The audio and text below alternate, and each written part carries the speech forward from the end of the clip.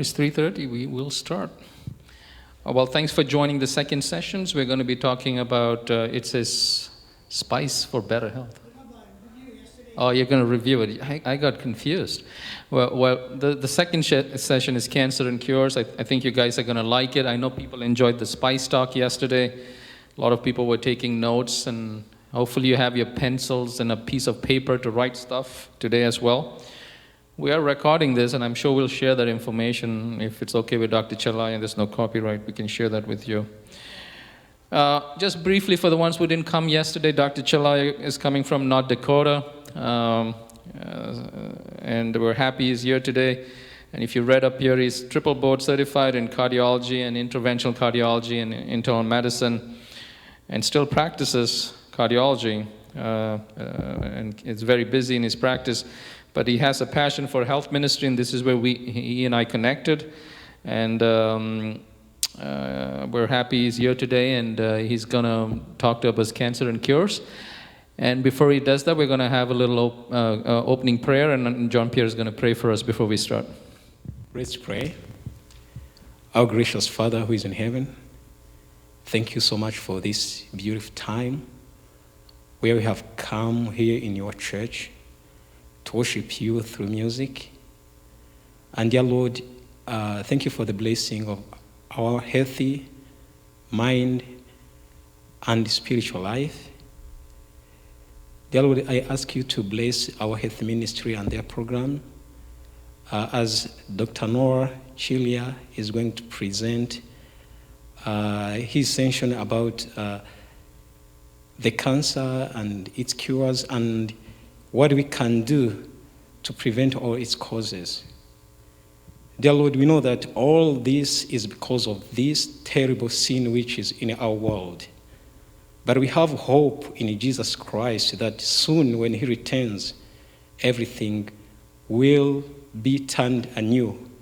When we leave this deadly world and we go to our heavenly mansions, we shall no more worry about cancer or any diseases.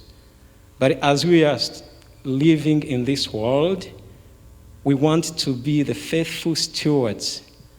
And dear Lord, you want us to present our bodies as a living sacrifice.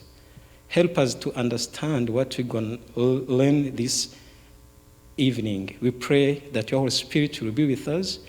In the mighty name of Jesus Christ, our Savior, we pray. Amen. By the way, before I begin, I'd like to give you some rules of engagement, if I may, please. I made the same mistake this morning. I forgot to turn my cell phone off during the Sabbath school lesson study, and I had to quickly step out of the room. Please turn off your cell phones, number one.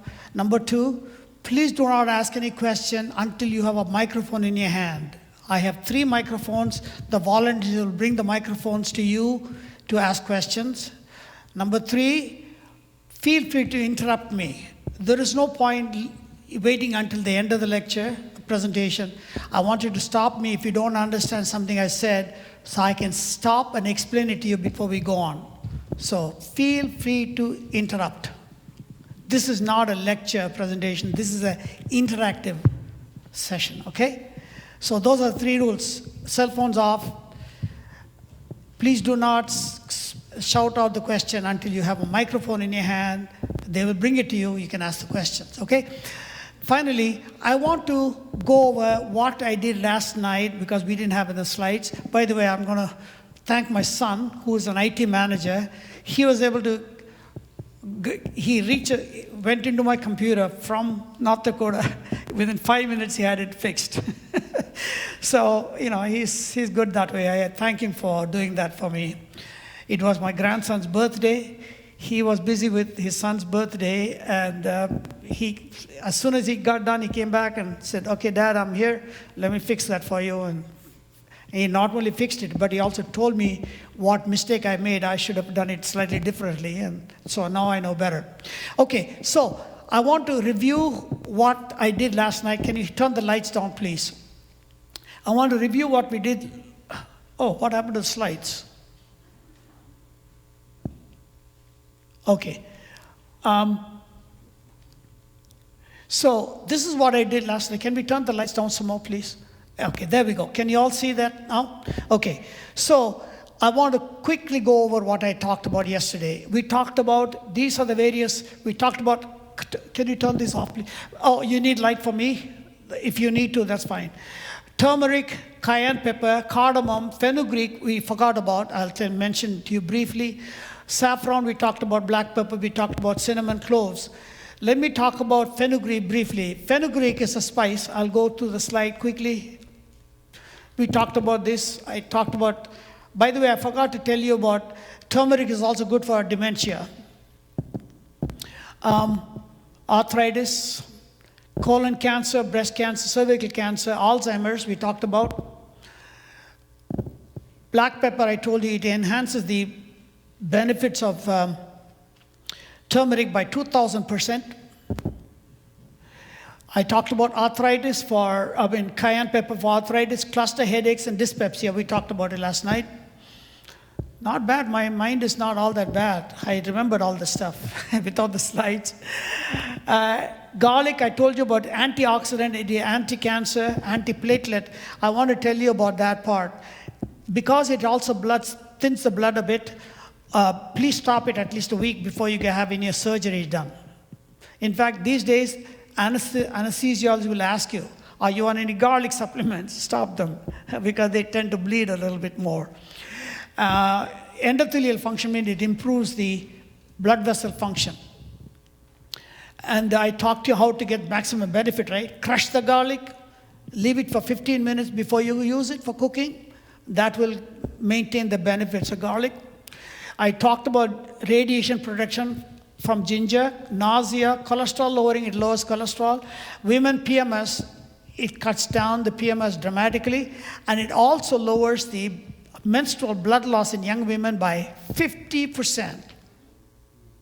So why are young women not taking ginger every day? I don't know. I told you DNA protection. This is what I talked about. I told you about the comet sign. See on the left side, you see circular disc. On the right side, there is a comet tail. There's a tail like a comet. That's actually DNA unraveling. The cells, DNA unravels and forms a tail. When you see that, that means DNA damage. And ginger will reduce the DNA damage caused by radiation and other carcinogens, okay, chemicals.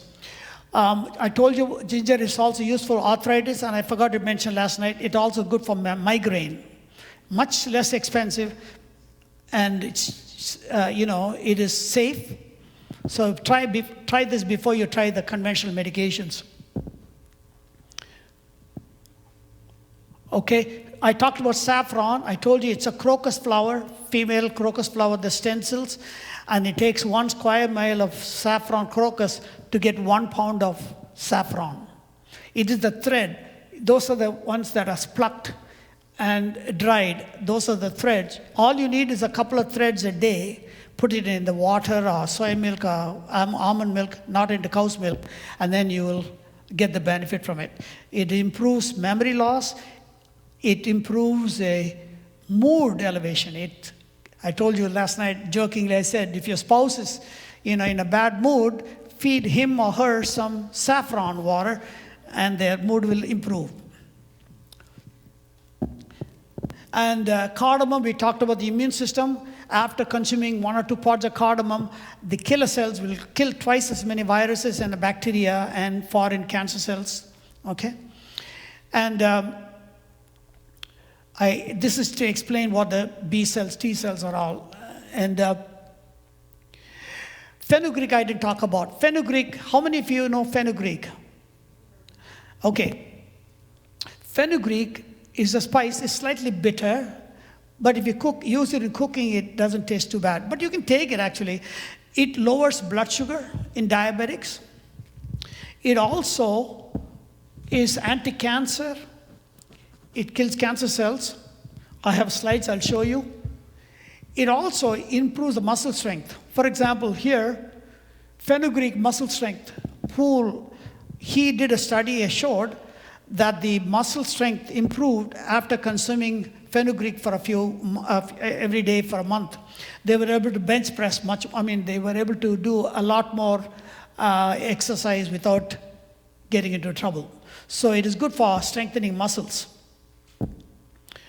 3-year randomized controlled parallel study for efficacy of fenugreek, and 10 grams of fenugreek per day in pre-diabetic subject was associated with low progression of diabetes. So it is, what you can do is crush it and put it into water and let it soak overnight, and then drink the water. That will do the trick. And this is a slide, it's for medical people. It shows a killer killing cancer cells. Fenugreek kills cancer cells. So why are you people not taking fenugreek? I talked about the cinnamon antioxidant. I told you that the regular cinnamon does not work for diabetics. Only the Ceylon cinnamon, the true cinnamon, works. This is the cassia cinnamon. Chinese cinnamon doesn't work. Cloves antioxidant. It's very powerful. You don't need much. You need only a tiny amount. And I talked about cocoa, how it is a vasodilator. It dilates all the blood vessels, improves the blood flow. But when you add sugar to it, it blocks the effect of the cocoa. If you add milk to it, you lose all of it potency. So don't consume with milk. By the way, the same issue is for strawberries. You remember, put strawberries, they put whipped cream on it. The minute you put whipped cream on it, the benefits of strawberries disappear. Sorry, I'm the bearer of bad news, but I'm going to tell you what. In Isaiah, there's a verse, it says, don't tell us harsh things, tell us smooth things. You remember the text? I'm here to give you the truth. Whether it's good or bad, I'm going to tell you the truth.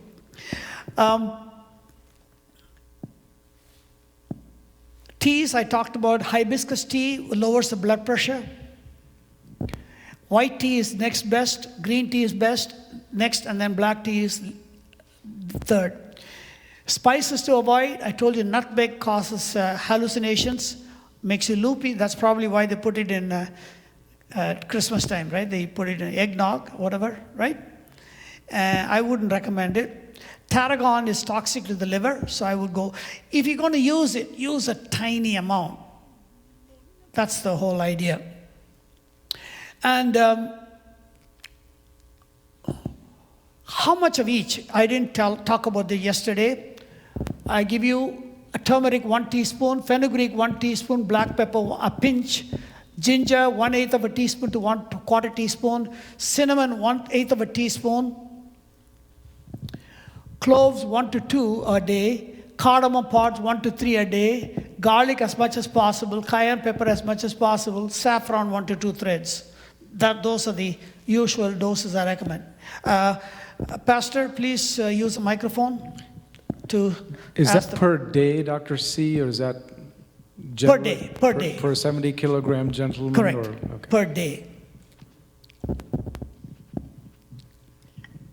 There's a garlic supplement called Garlic. Can you talk about that? Well, were you here last night, Pastor? Okay. Remember I gave you the example of dark green leafies and carrots versus vitamin A supplements? I talked about vitamin E supplements versus nuts and seeds. Nuts and seeds work to lower cancer and heart attack, but vitamin E pills don't work. So that's the same answer. You want to take the fresh garlic in cooking, not the garlic tablets or capsules. There's a question here. Hang on, there's one question there, then we'll take this question. I wanted to come back to the cocoa. What about cocoa nibs? Nibs, well, as long as they're unsweetened. I'm talking about cocoa powder that's used for baking, which is bitter. That is the most effective and useful thing. You can sweeten it with erythritol, but not sugar or cream. If you want to make it into a hot drink, you can put some erythritol in soy milk, almond milk, warm it up in the microwave oven, so the erythritol will dissolve, then add the cocoa, and you have your hot chocolate. And the beauty of it, I told you last night, the more of the chocolate you drink, the healthier you get. How can you beat that system?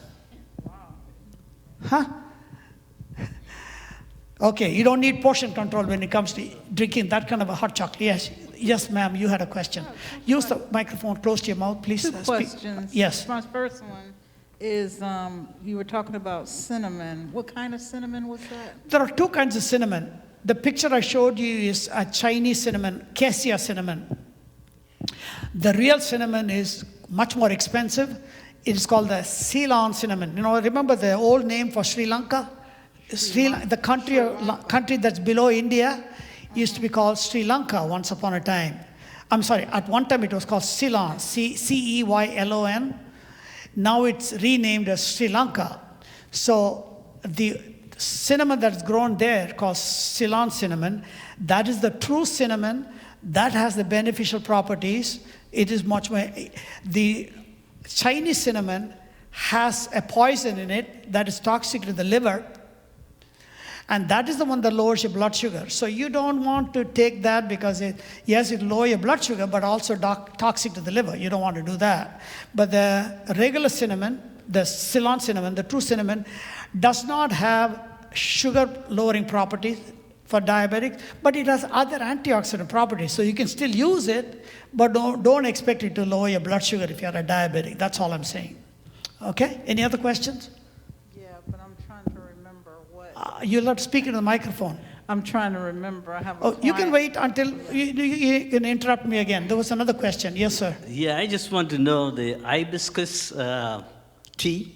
Hibiscus tea. How do you prepare it? Oh, you can buy hibiscus tea in health food stores. They come in like tea bags. You just drop it in the hot water, just like you brew tea. And for 5 minutes. Can we use the flowers from our pot and plug it in? If you have hibiscus flowers and you have not been spraying any chemicals on it, you can pluck the leaves, the petals of the flower and put it in hot water, and yes, absolutely it works. In fact, I was dealing with a patient of mine whose daughter, they're from Mexico.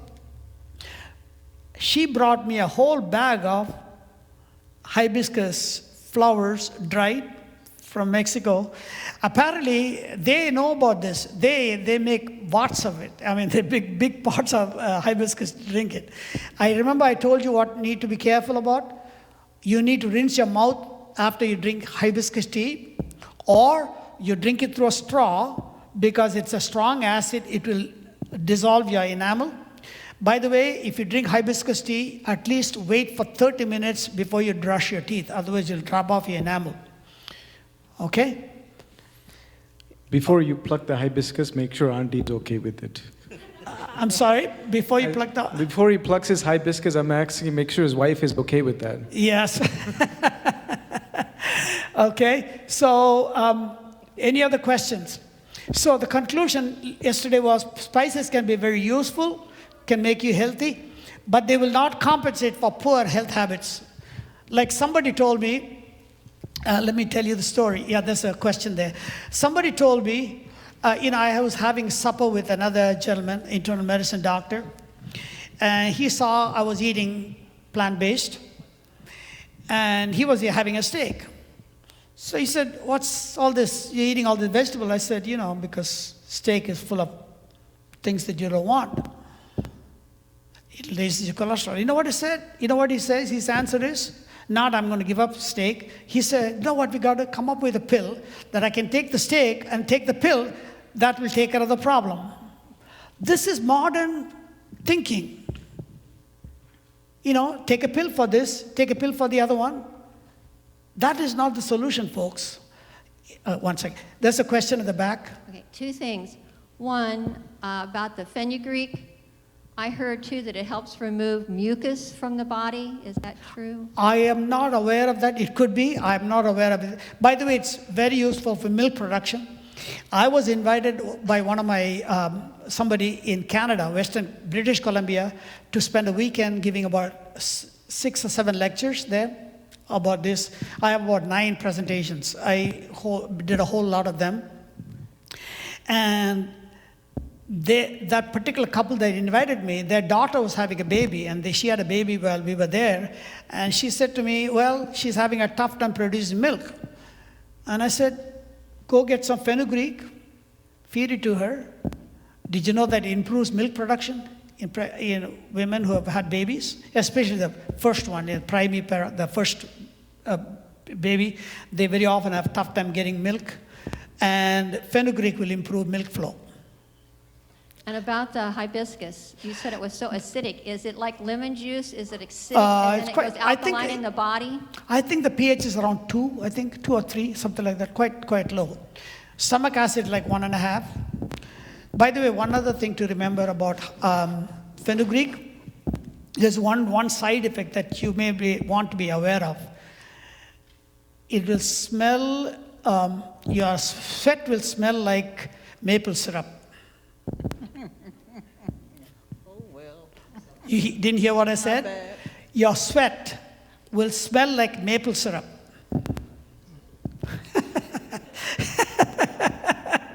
Well, it's not a bad smell.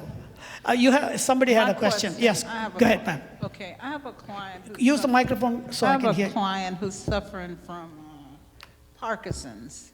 Can you hold it? Parkinson's? Parkinson? Is there anything that... Yes. Were you here last night? No. Okay.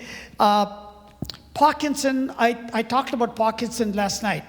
Briefly, to recapitulate, about 40 years ago, the tobacco industry published an article showing that people who smoked cigarettes had much lower incidence of Parkinson's. And of course, the scientific community said, these guys are trying to sell more cigarettes, you know. But when they looked at the article, they found it was a well-done study. You know, these companies had lots of money. They could study everything. And so somebody said, what is it in the tobacco that may be helping people not have Parkinson's? And somebody said, maybe it's a nicotine. Okay? So when they tried nicotine, it seems to reduce the chances of Parkinson's. But nicotine is not good for you. By the way, you don't want to smoke to reduce the chance of Parkinson's later on in life because you're going to die of lung cancer before you get Parkinson's. And so they thought maybe you can take some supplements of nicotine, but nicotine has other problems too. It causes blood vessels to constrict. So God put nicotine in your vegetable. Did you know that? I talked about it last night. Have you heard of nightshade vegetables? Tomatoes, potatoes, eggplant. These all have small amount of nicotine. So guess what? If you want to reduce the chances of Parkinson, eat more of the nightshade vegetables. And the other thing is, remember about 60 years ago, there was a chemical used to kill mosquitoes. Remember what it was? DDT. Do you know that they stopped using it about 60 years ago because they found it to be toxic? Do you know today's cow's milk has DDT? No, obviously, the farmers are not. Cow's milk produced today has DDT. Now, we know this. Dairy farmers are not adding DDT into the milk. So where do you think the DDT comes from? The ground. There is contamination. 60 years later, there's still some DDT in the ground. DDT has been associated with Parkinson's. So I would say another reason to avoid milk. You had a question. No question. I'll let you finish your thought and then. Yeah, that's basically it. So nightshade vegetables is the way to go. I want to make sure that we move on to the cancer and cures. You can ask your questions after. Let's go to the next topic. Yep. Okay. Can you switch for me, please? Upstairs.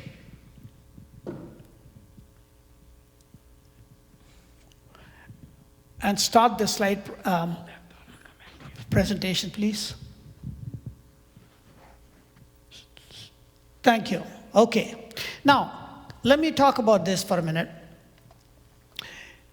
Suppose there was a news item this morning in the newspaper saying a jumbo jet crashed in New York City, killing all 500 passengers and the crew. Okay? Would you be concerned? Sure. But you'll say, well, you know, rarely these planes crash. Tomorrow's newspaper, they said another jumbo jet crashed in Los Angeles. Would you be a little bit more concerned? Killing all 500 people on board? Monday, there's another plane that crashed. Jumbo jet crashed Monday, Tuesday, Wednesday, Thursday. Do you think you'll start to worry? Would you be calling anybody and saying, hey, what's going on, Senator, Congressman? Are you going to look into this? Do you understand what I'm getting at? Do you know that 500 people die every day from cancer? So how come we are not worried about this? If a jumbo jet crashes every day, you're concerned. But the same number of people from a jumbo jet, equivalent to an occupancy of the jumbo jet, die every day in this country. How come nobody's bothered? They die from cancer. 500 people a day. Every day. So let's talk about cancer. What is IGF? You see, everybody talks about growth factor. Have you heard of growth factor? Now, there is a gland in the brain that produces a chemical called growth factor, human growth hormone. Everybody thinks that growth hormone itself actually makes all the cells grow. That is not true. It actually stimulates the liver to produce another chemical called the IGF-1. It stands for insulin-like growth factor number 1. That is the final chemical that makes all the cells grow. But here's the bottom line. It doesn't care whether the cells are normal cells or cancer cells. Remember, cancer cells have a propensity to multiply quicker and grow faster. And so you got a mixed blessing.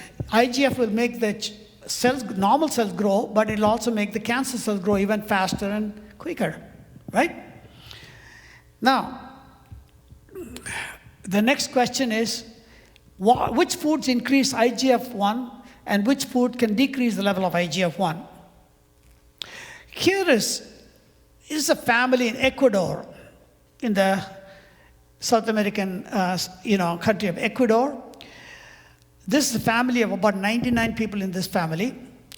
They have a rare disease where they secrete IGF-1, but the IGF-1 cannot do its job because, you see, the cells have to have like hands that come out of the cells to grab the IGF-1, pull it in. They're called receptors. Okay? I'm trying to simplify it for, ordinary people. So these are called, the hands come out and grab the chemical and pull it in. They're called receptors. These people, this whole family of 99 people, don't have any receptors, or they have very few receptors. Why?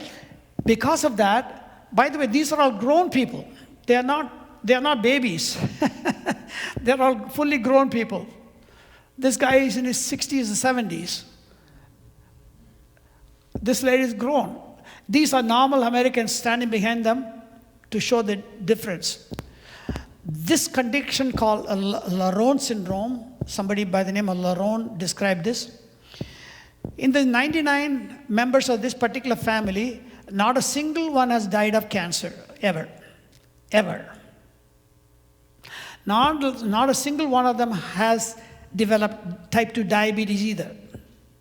They have died of other things, falling down the stairs, being hit by a car, but not cancer. Do you see some connection there, perhaps?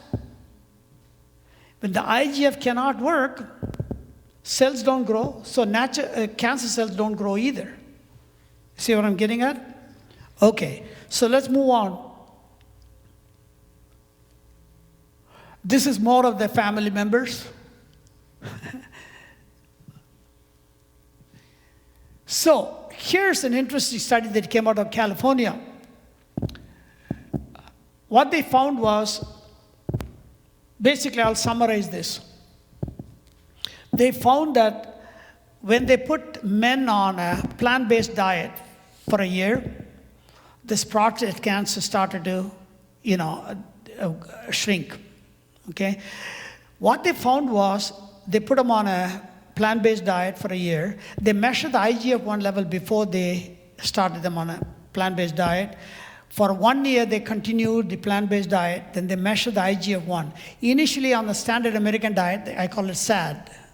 Okay, standard American diet, the IGF-1 was high. At the end of 1 year, the IGF-1 level was low. Okay, now,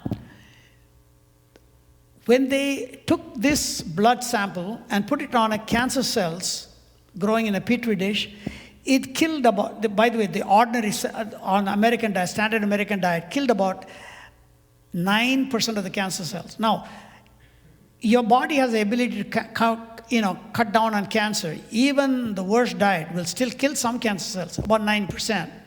But when they use the blood of the people after 1 year on the plant-based diet, the same people's blood on a vegetarian diet after 1 year was able to kill 9 times greater cells, like 81% of the cancer cells were killed by the same blood, drop of blood. Okay? Now, what they did was, they did another study.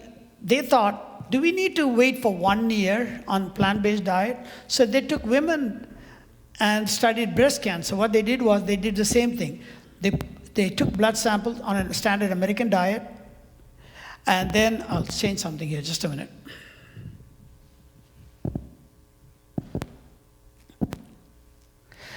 They take blood samples from women, and they took the drop of blood and dropped it on breast cancer cells. And it was able to kill about 9% of the cancer cells. Then they put him on a plant-based diet only for 2 weeks, just 14 days. And then they took the blood sample. They found that the IGF-1 level had dropped. When they took a drop of that, dropped it on breast cancer cells, it killed 9 times more cancer cells. So question to you is, would you want the blood flowing in your vein on a standard American diet or this plant-based diet for just 2 weeks? See what am I getting at? You can change your outlook of cancer by simply changing your lifestyle, and you can see the result within 2 weeks. Now, this study showed that prostate cancer spread twice as fast when they ate 1 egg a day. Prostate cancer spread twice as fast when you ate 1 egg a day. When they ate a piece of chicken a day, the cancer spread 4 times faster, prostate cancer. So the question is, what kind of a thing you want to eat? You want to eat more eggs and chicken, or? Now, by the way, I mentioned last night, there's a chicken in the, there's a virus in the poultry that causes cancer. There is also another virus in the chicken called obesogenic virus. It caused people to gain weight. Here's what they did. They took 4 groups of people. They gave them the same number of calories in the form of beef, chicken, pork, and I think fish, something like that. And they followed them for the next 2 years. They found that the women who ate the most amount of chicken, same number of calories, had the greatest weight gain. So if you don't want to be fat, quit eating chicken. You don't want cancers, quit eating chicken. There's another fascinating study.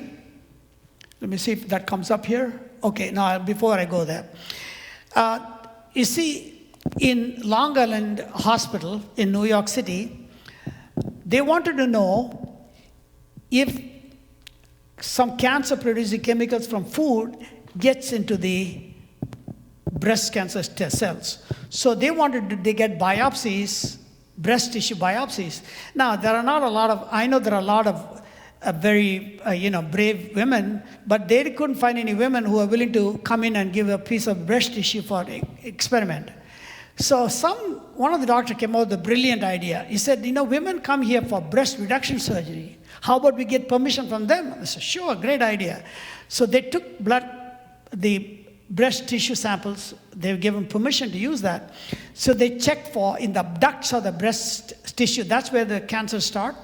So they took and they stained it for certain chemicals that cause cancer. In the women who are on a plant-based diet, they couldn't find any. In the women who are on a standard American diet, they found that chemical. So what does that tell you? Now, fish. Now everybody says, don't eat chicken and beef, but eat fish. That's the biggest lie that has been perpetrated on the human beings. I tell you why it came from too. I'll go over the slides in a minute. You see, did you know, how many of you know how many hours medical students get taught in medical school on human nutrition? Anybody know? 20 hours. 20 hours for the entire 4 years. How much can you learn about human nutrition in 20 hours? Not a lot. So most doctors don't have a clue as to what human nutrition is all about. There was an interesting study. They asked doctors, how much do you know about human nutrition? They said, we know a lot. So they said, are you willing to take a test? They said, yes. They gave them a test. They scored 65%. What kind of grade is that? D minus? Getting close to F. Okay? Doctors don't have any clue.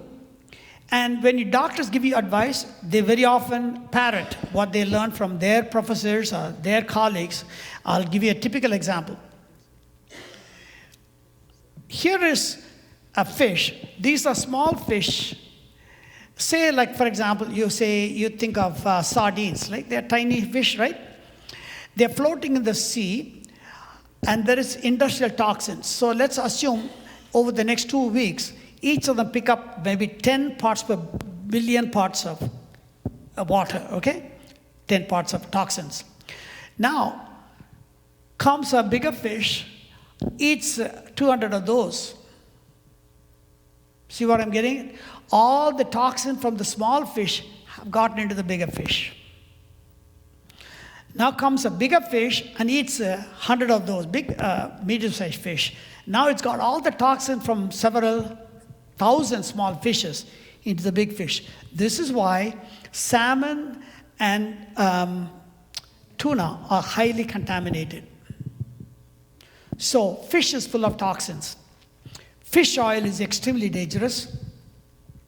I talked about it last night. I will say it again. The fish oil, in California, they purchased fish oil, brand name fish oil, brought it to the laboratory and tested it. They found 80 times toxins than considered safe for human consumption. How come the FDA can't do anything about it? Because the FDA has no control, because it's considered not a medication but a food supplement. Now, if you want the benefits of, some people say, I want to get the benefits of the omega-3. I taught you last night, the fish does not manufacture omega-3. How many of you heard that from me? Yeah, fish does not produce omega-3. It gets it because it eats a plant in the water called golden algae. Where do I get the omega-3 from?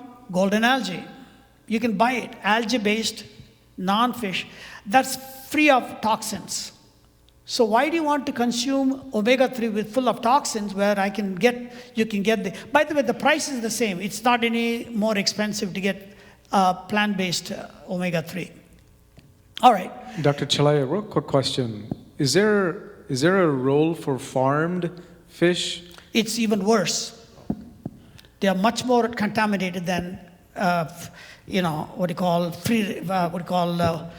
free ocean caught. Unfortunate. You see, a lot of people ask me, well, Jesus served fish. My response is, when Jesus was serving fish, they were not companies like 3M, which is pushing in lots of industrial toxin into the water. Okay? They found industrial toxin even in the fish caught in the North Pole. It's everywhere. Contamination is worldwide. Now, this is a fascinating trial. This was called the DOT-1 trial, done by M.L. Burr in 1989, which is what I talked about last night. I need to talk about this. They found that 2,000 men, approximately, They found that modest intake of fatty fish, 2 or 3 portions per week, may reduce mortality in men who have recovered from MI.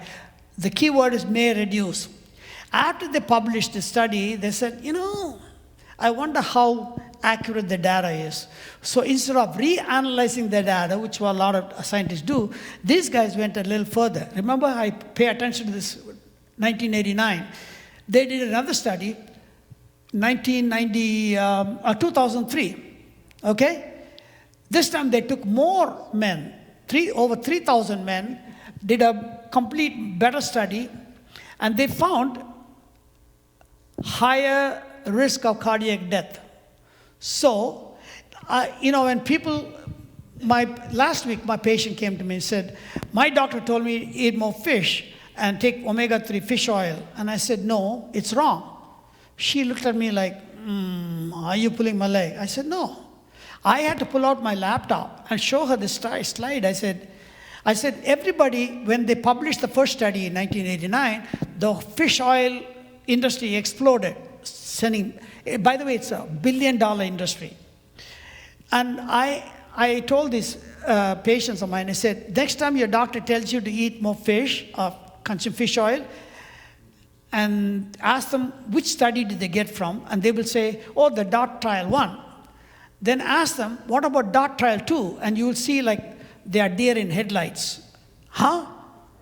There was a DOT 2 trial? Let me ask you a question. Why would the fish oil industry tell anybody about the DOT 2 trial done by the same researchers which proved the earlier study results were wrong? How do we know that? Because this is a better study with more volunteers. Are you following me? So fish is dangerous, fish oil is dangerous. Dairy, I talked about cholesterol in dairy. It is a major contributor to high cholesterol. By the way, do you know that many cancers thrive on cholesterol? They thrive on cholesterol. They also thrive on methionine. There was a fascinating study done.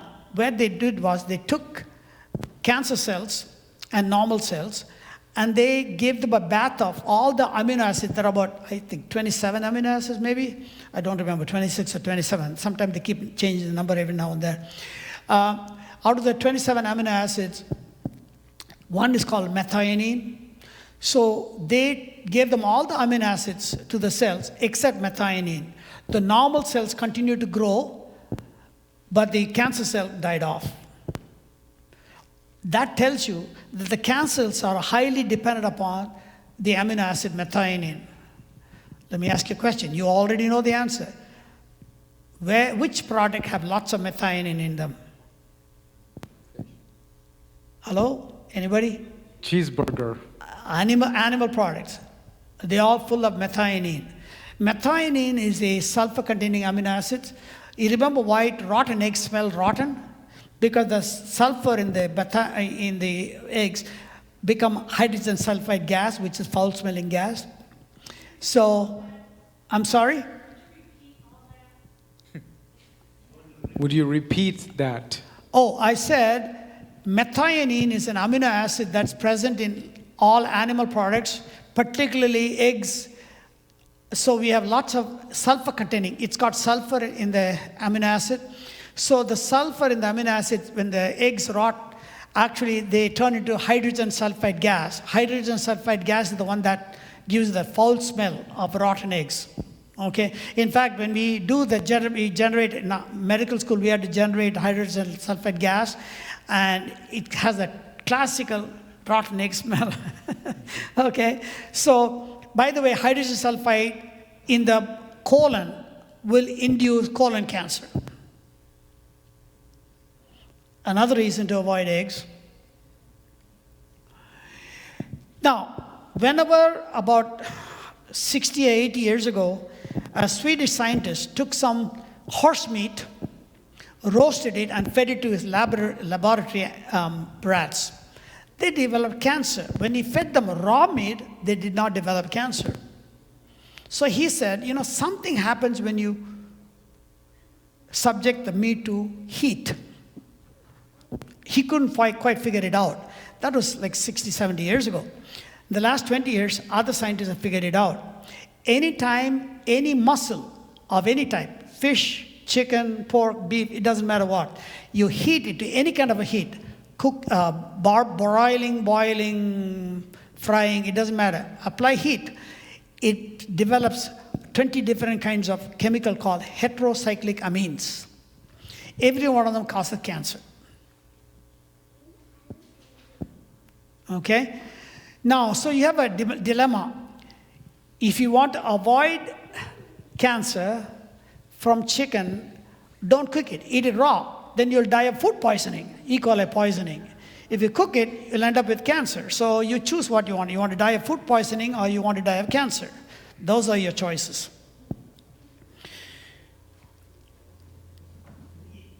Okay, so what about plant products? Well, let's talk about some of them.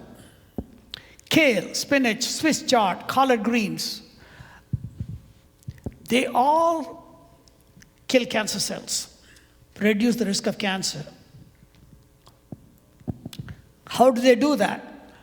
They have a chemical in them called glucosinolates. And there is an enzyme called myrosinase that acts on the glucosinolates and makes it into sulforaphane. Remember, I gave you an example last night about the glow sticks on Independence Day. Kids walk around with glow sticks. I told you, when they are purchased in the store, they don't glow. What do you have to do make them glow? You break it, crack them. So there are two chemicals, the two ends of the stick, and when you crack them, they come together, form a new chemical that glows. The same way, you see, this chemical is sitting in some cells, that chemical is sitting in another cell. They're separate. They don't come together until you bite into the vegetable or crush it. Then what happens is it converts into this sulforaphane, which is a very powerful cancer-killing chemical. So, if you swallow the spinach whole, it's not going to do you much good. Let me give you an interesting practical application. Can I pick on somebody? I want an answer. Which is better for you? The broccoli that buy in the store that's sitting in the vegetable section, or the frozen broccoli, the freezer section? I'm sorry? Your choices are fresh broccoli in the vegetable section or frozen broccoli in the freezer section. Fresh one, right? Everybody says that. But let me ask you a question. At least in North Dakota, we don't grow broccoli. We get it from California, Texas, someplace, right? How does it get there? Within 24 hours? No. It come by truck. They harvest it, package it, and send it by truck, right? It gets there maybe 2-3 days later. And do you buy it the day it arrived in the grocery store? No. You probably don't show up that day. You don't know when it's coming. You go there 3 days later. So the broccoli you buy is probably 5 to 7 days old. You see what I'm getting at? How do they freeze the broccoli? They can't let it sit there for 5 days. They harvest it, clean it, put it, freeze it. So let me submit to you, a fresh frozen broccoli may be more healthy for you than store-bought broccoli. Let me tell you something else. I just talked about this chemical reaction.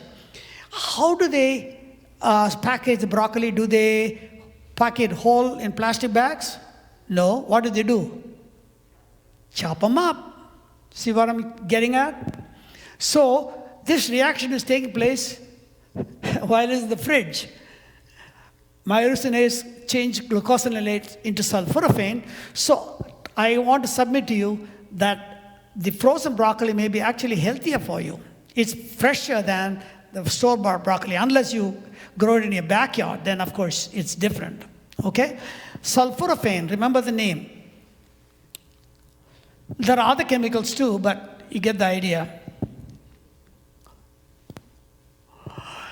Cruciferous vegetables and broccoli, breast cancer, stomach cancer, prostate cancer, colon cancer, kidney cancer, bladder cancer, all of them have been reduced by consuming cruciferous vegetables. That also includes like cauliflower. Okay? Now, did you know that breast cancer uses estrogen?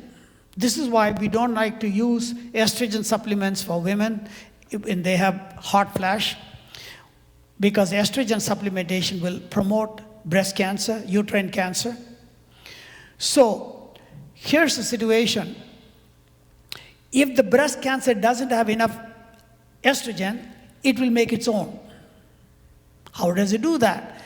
Remember, all men and women have both female and male sex hormones. So all women have a small amount of testosterone in addition to estrogens, right? The men have more androgens than, more testosterone than estrogens, but it's present both in men and women, okay? So women who have breast cancer, even if they are not getting enough estrogen, it uses up the estrogen, it needs more estrogen. What it does is it takes the testosterone and uses a chemical called aromatase and makes it into estrogen. It creates its own estrogen supply by taking the testosterone that's available in the female body, converts it to estrogen. Now, how can you do something about this? Yep, absolutely. Here, show you. Mushrooms contain a chemical that blocks the aromatase enzyme. So it'll block the conversion of testosterone into estrogen. So what's the moral of the story? Women should be consuming mushrooms every day, or at least 2 or 3 times a week. Now, one precaution: do not eat raw mushrooms. It should always be cooked. Okay? Not a very responsive audience. You have no questions. I gave you a very provocative answer, a statement, and you don't ask any questions. Why? How come you didn't ask me until now?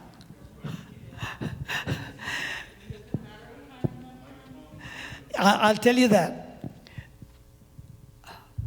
What's the reason for not eating raw mushrooms? Okay. There is a poison in it called agouti. There's a poison in mushrooms called agouti. Fortunately, it is extremely heat sensitive, which means even a light amount of heat will destroy it quickly. I think I have a slide on that. You have a question. Here's the answer to your question. What is the best type of mushroom? The good old, least expensive button mushrooms. It does the trick. You don't need exotic mushrooms. The Japanese mushrooms. By the way, you know what shiitake mushroom is? You know what it means? It means mushroom. Shiitake is Japanese word for mushroom. So when they say shiitake mushroom, they're saying mushroom. Anyway, you don't need that. All you need is the button mushroom, the cheap one that's in the grocery store. Do not eat raw mushrooms because of the agouti and the poison. But if you cook it for even a slight couple of minutes, the agouti is destroyed. Okay?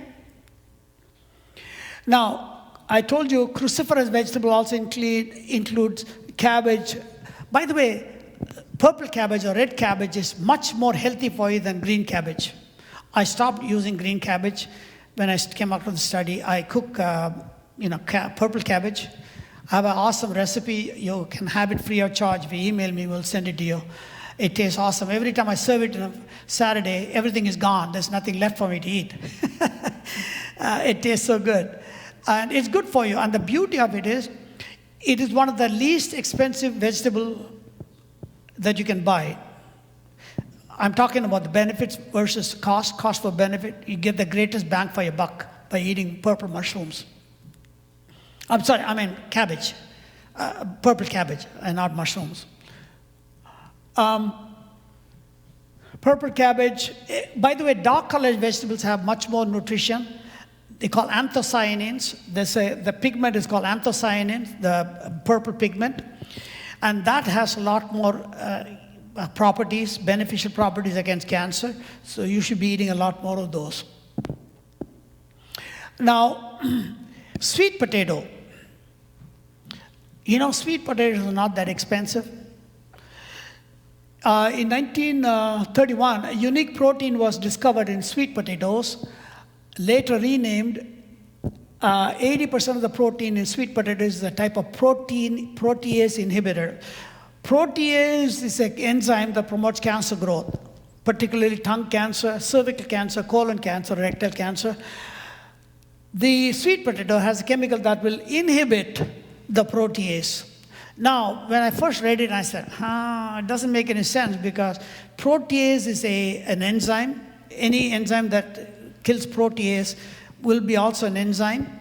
I thought that will be destroyed by the stomach acid. For some reason, we are not able to explain this. It shows up in the colon unchanged and kills cancer cells in the colon. So why are you not eating sweet potatoes every day? It tastes awesome. Yeah, you don't candied sweet potatoes won't do it. Candied sweet potatoes. I'm sorry? I can't hear you. Yeah, that's good for you. By the way, unlike white potatoes, I didn't mention it yesterday or today, white potatoes don't ever eat the peel. I know people are disappointed. Oh, I love the potato peels. It's got a toxin in it. So don't eat potato peels. When I cook the potatoes, I always peel them. There is a toxin in the potato skin. It is specifically meant to dissuade the potato beetles from eating the potato plant and potatoes. White potatoes, yeah, don't eat the skin. The sweet potato, you can eat the skin. It's good for you. Okay, next slide here. We talked about turmeric, garlic, ginger, and fenugreek. All of them kill cancer cells. Beans. I talked about it a little bit last night because people asked me questions. The people who eat beans on a regular basis have the longest life expectancy on this world. Longest life expectancy is people who eat beans. So in other words, a bean-free diet is a suicide diet. Do you hear what I said? A bean-free diet is a suicide diet. You should be eating beans. By the way, the minute you put pork or sugar or molasses in it, you don't get the benefit of the beans. So it should be cooked without sugar or molasses. Now I make the beans with other ingredients, spices that makes it come alive. Again, last Saturday I made a special kind of bean. There was nothing left for me to eat. I think there was 1 tablespoon left. So I bought a big bowl of it. I made it. And I'll send you recipes. You see, some beans have a slight, very hint of a bitter taste. So that's why in the United States they add sugar or molasses to mask the taste, which destroys your health. Because, by the way, sugar, the table sugar is called sucrose, which contains 2 molecules inside them. 50% is glucose, the other 50% is fructose. Fructose is implicated in weight gain, cancer, diabetes, and various other diseases. You don't ever want to consume fructose. That's not good for you. Now, so if you want to cook beans, there's another trick. I was talking to Dr. Rajan yesterday. What I do is, did you know that onions, when you cook beans with onions actually have a sweet taste, especially if you roast it well enough. So that will mask the bitterness of the beans. So when I cook beans I add some onions to it, people enjoy it, absolutely, thoroughly enjoy it. What about honey? Is it okay to... I'm sorry? Let me get it on there. Raise your hand, we'll come with the mic. What about honey? Well, let's look and see where the honey comes from. Where does it come from? Flowers. So, what kind of sugar is that? Fructose. Honey is full of fructose. Not good for you. It promotes cancer growth. Yes, sir. Is it okay to use the canned beans? Okay, very good question. What about canned beans? You can use canned beans as long as 2 things or 3 things happen. Number 1, it's a low salt or no salt variety. Number 2, use the liquid also. Don't throw the liquid. Don't drain the liquid. This is why you should buy the low salt or no salt variety, because if you buy the loaded salt variety, you have to drain it to get rid of the salt, and you're draining out all the beneficial ingredients as well. The other minor point to remember is, look at the cans before you buy them. If it has dent, don't buy them. Okay? Again, you're a very passive audience. A question there. You said that if you don't eat beans, it's a suicide diet. Uh-huh. If that's so, I'm dead. Because Well, I can't eat beans. They just do not work for me. Oh, because? Because it disrupts my whole digestive system. You're talking about gas? It More than gas? It just disrupts everything. Well, maybe you have a problem with the gut. With what? It could be a problem with your intestines. I've been through the whole 9 yards with gastrointestinal. And they couldn't find anything? No. Okay, Never. well, you may be one of the rare exceptions. Well, I think Ellen White had the same problem. Okay, now the other point about beans is, people always ask me, again, you didn't ask, yeah, there's a lady, maybe she'll ask the question I'm looking for. Question. No, my question had to do with when you were talking about the fructose. Can you speak up, please? I can't hear you. Isn't the fructose a sugar that's in fruits, and fruits Yes, are ma'am. healthy, I hope? So if you're at ideal body weight, you can eat fruit. If you're trying to lose weight, do not eat fruit until you get your ideal body weight. Yes, another question in the back. Can you talk about phytates and beans, dry beans? Yes, phytates actually are not great for you, but there was a fascinating study showed that phytates in plants actually are in a bound form, so they don't actually bother you as much. So the other question people didn't ask is, anybody going to ask me the question about beans? Come on, somebody has to have a question about beans. Most common question is on beans is what? Lectin. I told you, you have to cook the beans completely. I always say cooked beans, because if you don't cook the beans, lectins will not be destroyed. If you boil the beans, cook the beans completely, lectins are destroyed, then it's safe to eat. What is the other question I'm looking for? Come on. The most common question I'm asked is, what kind of beans do I eat? I'll tell you what my brother told me. My late brother told me once, I was cooking for him, he said, Noah, in order for the good food that you make to do me any good, it has to first get past my lips. You hear what I said? I'll repeat it. Maybe somebody at the back didn't hear it. My brother, late brother, told me once, he said, I was cooking some good food for him. He said, for this good food to do me any good, first it has to get past my lips. Okay? So the moral of the story is the beans that are sitting in your shelf will not do you any good. What's the answer? The beans that you like is the one that you should be eating. Pinto beans you like, eat more of it. You like garbanzo beans, eat more of it. You like mung beans, eat more of it. Any bean is better than no beans. By the way, the lentils fall into the same category, legume family. They have just same effect. There was a fascinating study. Maybe we are past lunchtime, so I can tell you that. What they did was, they actually infused some lentils into the rectum of volunteers. They found that they ate less food the next meal. Okay. The same effect if you buy oral method. I would say take it by the oral method. This was an experiment because they didn't want to confuse the issue. That's what they did it that way. Later on, they showed that when you consume lentils or beans, it's called the lentil effect. You feel less hungry and you eat less in the next meal. They're called the next meal effect. Just to go back to the question on bean allergy, what's the alternate? I don't know. I haven't done enough research on it. So, yes, you have another question, ma'am.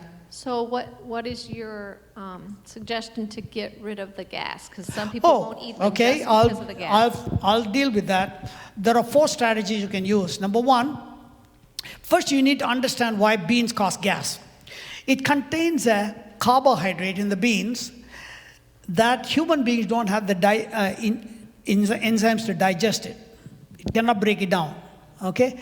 So those carbohydrates go to the colon where the bacteria have the enzymes to break it down.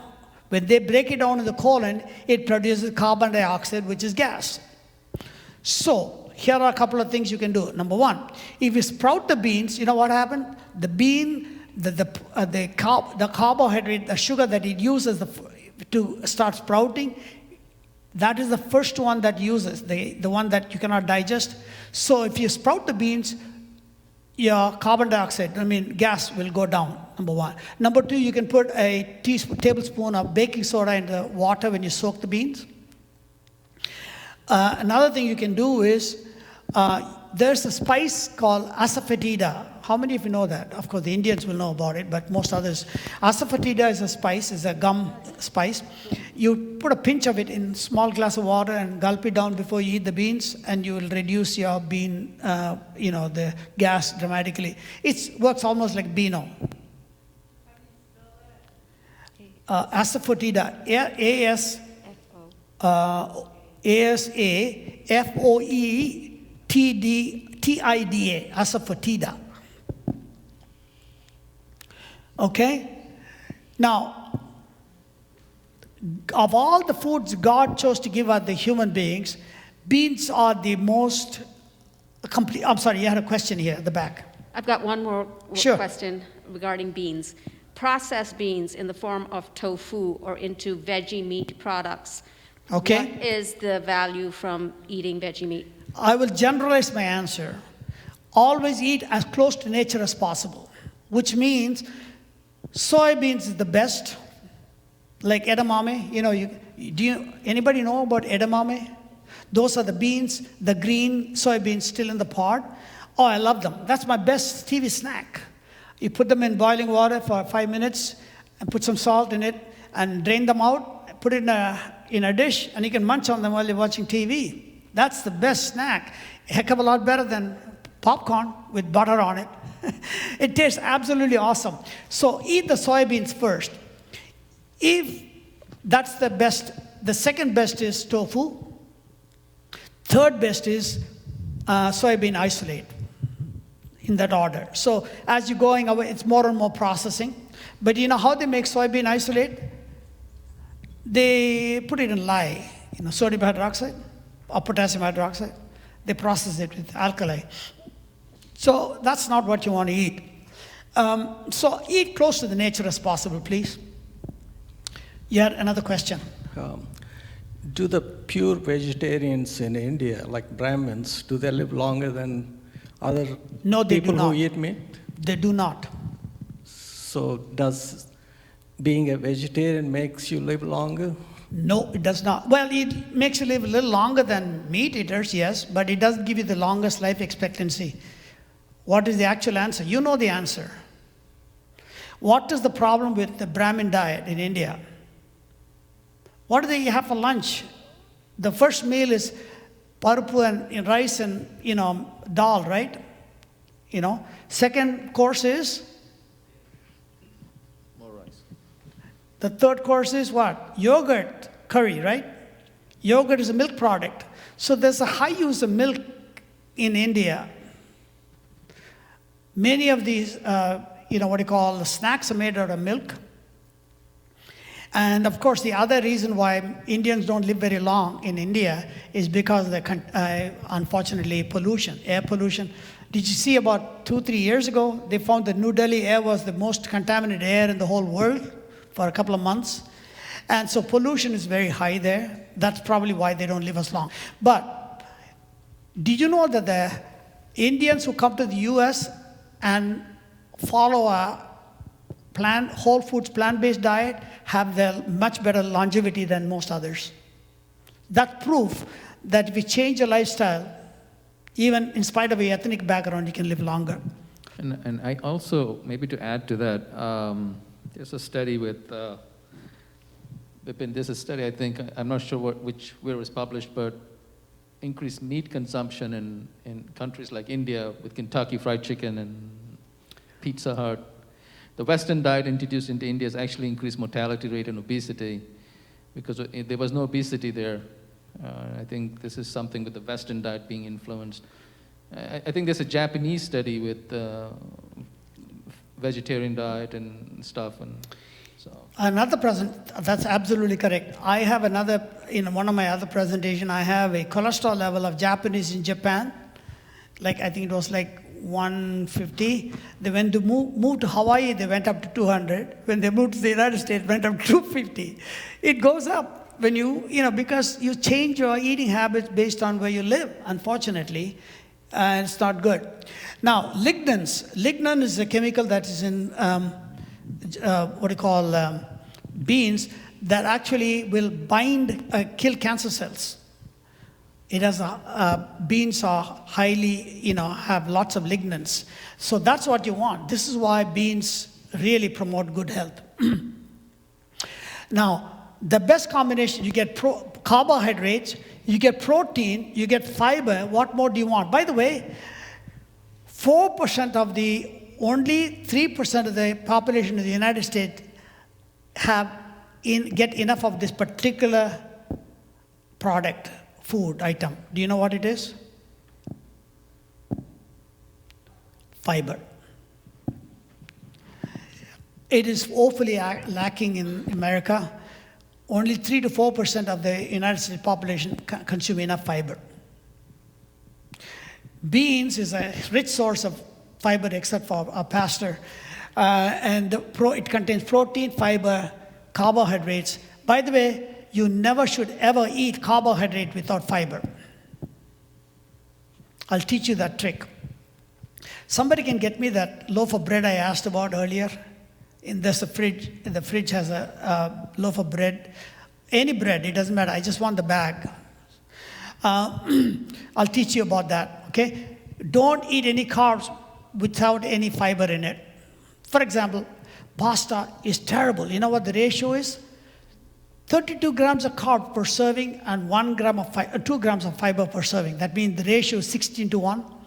Another pasta I found, 48 grams of carbohydrates per serving and 2 grams of fiber. That gives you 24:1. Could you stay with me for a second, please? Give her a microphone, please. Young lady, please. Would you read the label?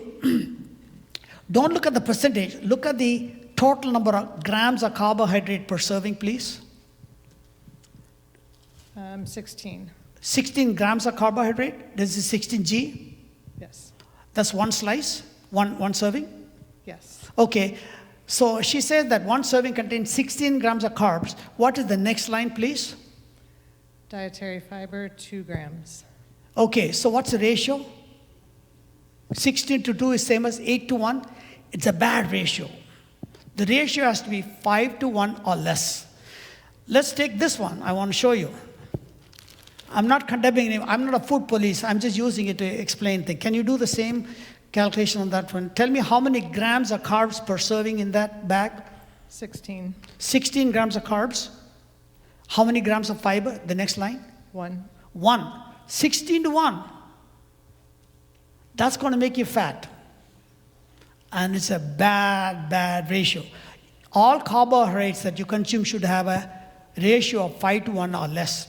I found one Japanese noodle. I took a picture. I have it in my cell phone. 84 grams of carb per serving and 3 grams of fiber per serving. So what's the ratio? Approximately 26:1. That's why people who eat carbs in this country get fat. It is not, don't blame the carbohydrates. Blame the carbohydrates without fiber. So my rule is no potatoes, no rice, no pasta, unless there's a way to get around the problem. What if you ate a bowl of broccoli before you ate a bowl of pasta? Broccoli has a fiber ratio, a carb to fiber ratio like 2:1. A bean, same thing, about 2:1, 3:1. So if you eat beans and rice, you can get away with the combination of the food will give you 5:1 ratio. Are you following my logic? Are you following the logic? When you combine... Just answering my question. Okay, if you don't if you are unable to eat one, each item that you eat has a 5-to-1 ratio or less carbohydrate to fiber, then combine two different foods, which will combine together will give you that ratio. I'm just giving you a bizarre example. If you're going to eat watermelon, which has no carb, which has no fiber, hardly any fiber, eat a bowl of beans before you eat the watermelon, because the beans whole meal will give you 5-to-1 ratio. So what I'm getting at, you combine foods which will give you a ratio that you want. So I see some puzzled looks on the faces of people. Dr. Chelliah? Yeah. Is there a DNA has anything to do with getting fat? Not really. Actually, there's a different problem. Asians, for example, you heard about the BMI, body mass index. The normal is considered like 25 to 27.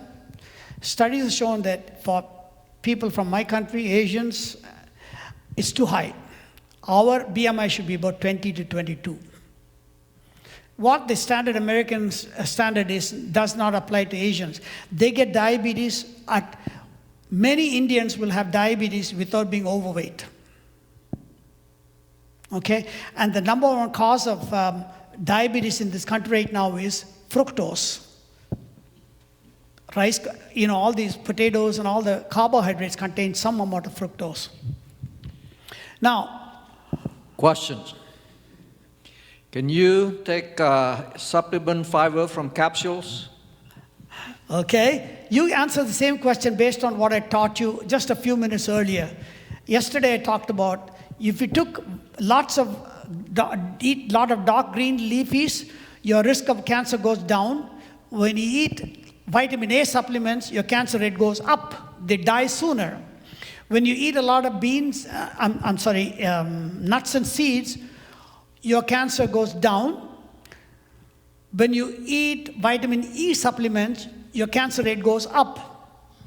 So do you see the trend, what I'm getting at? In other words, if you want the benefit of fiber, eat the plants contain fiber, don't eat fiber supplements. There is a good reason for it, because you see, there are some micronutrients that are attached to the fiber. When you remove the fiber from the food, those micronutrients go away. When you add the fiber back, the purified fiber, you lose the micronutrients. That is why it is not the same. If you take fiber supplements, it might improve your bowel motion, but it won't give you the micronutrients that were attached to the fiber when it was in the food. Do you understand what I'm getting at? I have a quick question. What's the product with highest fiber that you can consume? Some of us have busy schedules, and we grab a salad. And what you want salad, to use? Yeah. What you can get beans everywhere you go. It's right. It's not possible. So what would you recommend, based on normal consumption of diet, that you can get a good, decent fiber? For example, you're in a cafeteria, you work in a store or something. What would you recommend?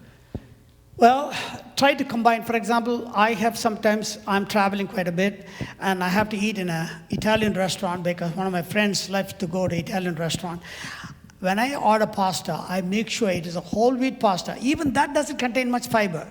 Then I tell her, I know the waitress, and I said, ma'am, could you put some broccoli florets? She said, Doc, I'll do it for you. Now you see, you lower the ratio of the carbohydrate to fiber. Just add some broccoli, okay? You can do that. This is what I mean. Keep thinking. Use your imagination. You can solve the problem. I travel quite a bit. I go to a town about 260 miles from where I live, where I do some procedures, cardiac procedures, heart procedures. And that town has no real restaurant. They have a pizza place, and then they have a sandwich place, which I'm not too fond of. And then there's nothing else. So what I do is I carry low-salt beans in cans. And I do that. The hospital has a microwave oven. I put it in a bowl, nuke it in the microwave oven for a couple of minutes, and I have beans. Now, I have couple of tricks. This is what I'm going to teach you. I have formulated a mixture of a lot of the spices that I talk about. I made a mixture of it. It's a dry mixture. I carry it with me in a small bottle. And all you do is put the beans into a bowl and put a teaspoon of this combination. It contains turmeric, black pepper, some ginger powder, garlic powder, all the ones I talked about. I call it the Chelliah's magic mixture. I put a little bit of that. I tell you, the bean tastes absolutely fantastic. I'll give you the recipe. I'm nothing to hide. Yes? I want to ask you about the microwave. It's safe. It's safe? Yes, ma'am. Don't put your head in it when it's on. Don't stand next to it because some microwaves will leak out. But, push the button and walk away. In other words, cooking the food in microwave will not cause any harm to the food, but if you stand next to it watching it cook, some of the radiation will get to you. So you don't want to stand next to it, but it will not make the food radioactive or anything like that. No, it does not. And I was playing with, I hope you're not insulted, I was just teasing you. When I said don't stick your head in it, okay? Okay, let's finish up here. So, soybean, there's a lot of controversy about soybeans. I talked about it yesterday, about soybeans. Remember I told you in one study, they took women who had one breast cancer removed, they followed them and they ate a lot of soybeans, more than 90% of them alive at the end of 5 years. Whereas the women who did not eat any soybeans or other beans, less than 50% of them are alive at the end of 5 years. That's how big a difference it makes. Okay? Now, there are some raging controversies. I talked about it last night. I'll say it again because some of you were not here last night.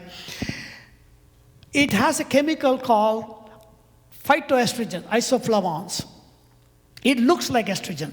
So people say, oh, men shouldn't be eating soybeans because they'll get breast estrogens. Totally false. It does not promote cancer in women. Totally false.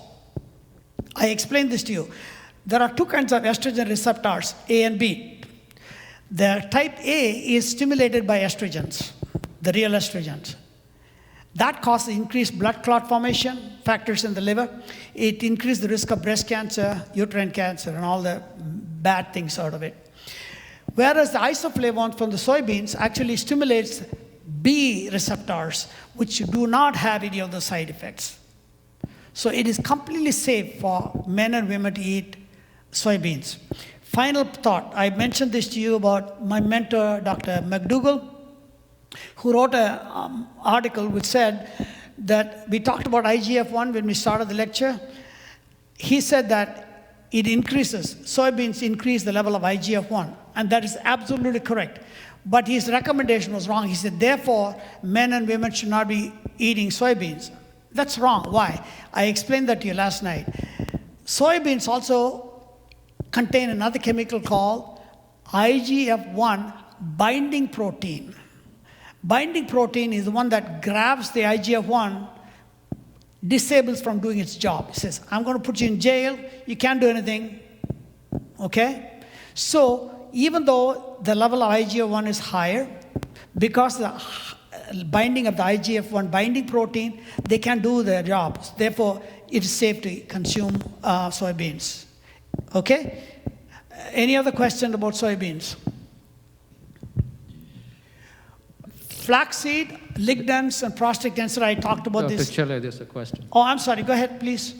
Well, maybe it's in flaxseed. I'm asking about oatmeal, like steel-cut oatmeal or groats oatmeal. Steel-cut oatmeal is good for you. The quick oats is not good for you. No, the groats is the full oatmeal that's not cut. Yeah, well, you'll have to process it before you can eat it. You're going to chew on it directly? No, I put it in a slow cooker for 6 hours. Oh, I see. Okay, that's a good way to do it. Anything except quick oats. Okay, oatmeal has been shown to be very, very healthy for you. And now here's one practical trick.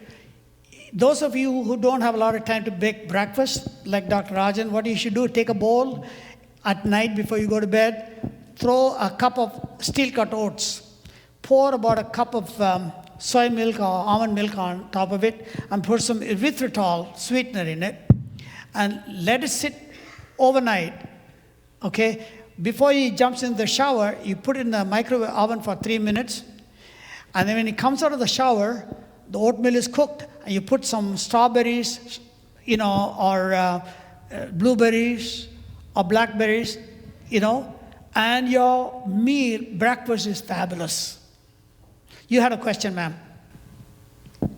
I wanted to ask this when you were talking about the spices, but now that you mentioned how you do your beans, I wasn't here last night, and maybe you addressed this, but Spirit of Prophecy, she's counseled us against like black pepper and cinnamon and cloves and things like that because it's hard on the stomach membranes.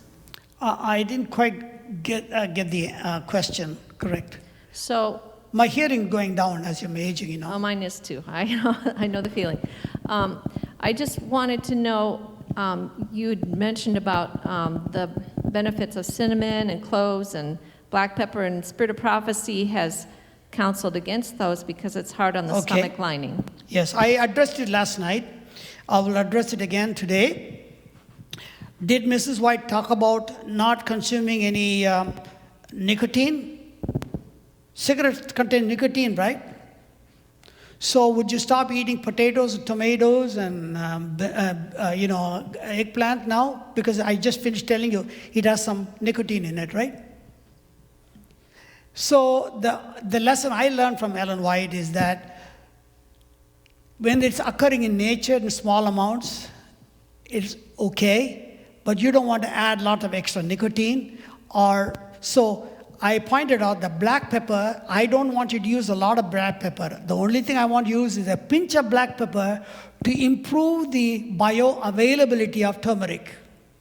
I don't see the problem. I don't see that's a controversy with Ellen White's. She's taking, don't eat a lot of spices, okay? I don't think a pinch of black pepper to enhance the potency of turmeric is going to be a problem. That's my personal view, okay? Any other questions? Yes. By the way, in the same vein, remember, cocoa has a little bit of caffeine, tiny amount of caffeine, all right? So, but I just finished telling you, cocoa is actually very beneficial for you. It opens up the blood vessels, and it's a powerful antioxidant. So, I think we need to read the whole message, not get hung up on the minor details. She wants you to live healthy. If you have, like I told you, the nightshade vegetable contains some nicotine. Would you stop eating them? No, I wouldn't eat that because they have so much of other benefits. So take the whole health message of Ellen White, not just get hung up in the small details. Yes, sir. No, I was going to ask about this. Speak into the microphone, please. Cumin seed. Cumin seed. I mentioned to you last night, black cumin and white cumin also help you lose weight. So you should use them in cooking. And also I want, if you can explain, there's in Tamil name for cumin seed is seer agam, to keep your body. Right. They are asking, there's a poem about seer agam. Right. Drinking jeera water, seer agam water. Right, that's correct. Do you promote that? I recommend, consumption of cumin. It's good for you. Black cumin and white cumin, both are good for you. They help you lose weight. We are winding up. Can I ask you a quick question on cumin, because I think you asked two questions, and this is part of me, and maybe you can shed some light on this. I do agree it's good for you, but how does it affect? Because I think it does have some effects on certain blood tests and lab tests, and with cumin. You're talking about cumin? Yes. Yes. I have not done a detailed, I've done what you call monthly newsletter on most of the other product. I haven't done one on cumin. I only talk about the weight loss effect of cumin, black and white cumin, but I haven't done a complete article on it. I can certainly do some research and let you know more about it. So I can't answer that question right now. Okay, let's go up to the finishing point here. I have a question. Mm-hmm. Would you talk about avocados? Avocados? Yes. There are some controversial studies that come out recently. As late as 2 weeks ago, I was looking at some articles. Overall, it's good for you, but they've looked for a particular benefit. They did not find it, but overall, it's good for you. The avocado fat is probably okay for you. That's the message, but there's some controversy in that.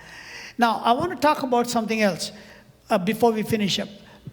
Blind women have much fewer breast cancers than women with full eyesight. Because they can't see it, or they... Why? Why? How come blind women have, even they can't see the cancer? No. The cancers, blind women is much lower than, so the moral of the story is we should put out the eyes of all the women in the congregation, right? No, that's not what I'm recommending. You see, there's a gland in the back of the brain called the pineal gland. Okay? The pineal gland produces a chemical called melatonin.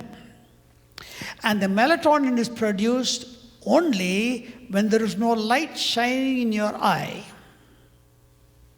What am I getting at? How many of you sleep in your bedroom with lights on? What about your kids? What about your grandkids? I'm sure you're guilty of that. Letting them sleep. Oh, I'm too scared, Grandpa. So you put the light on? Bad idea. Because when there's not, by the way, let me do an experiment. Who can I pick on? This lady, blonde lady here. Close your eyes, please. The room lights are on or off. Don't open your eyes. Tell me if the room lights are on or off.